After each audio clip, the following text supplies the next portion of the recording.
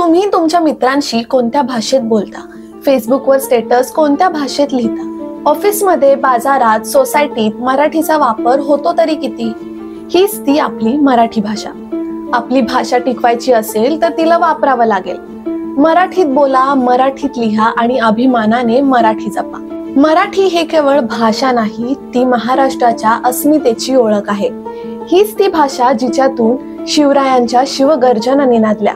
हीच ती भाषा जिच्यातून लोकमान्य टिळकांनी स्वराज्याचा मंत्र दिला. हीच ती भाषा जी पु ल देशपांडे यांच्या विनोदाने खुलली आणि कुसुमाग्रजांच्या साहित्याने समृद्ध झाली.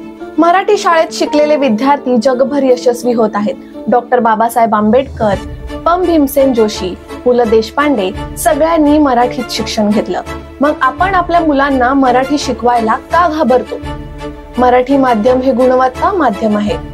म्हणतात ना, साहित्य ही संस्कृतीची ओळख. ज्ञानेश्वरी, तुकारामांची गाथा, कुसुमाग्रजांची कविता व पु काळे यांची कथा किती समृद्ध आहे आपली मराठी.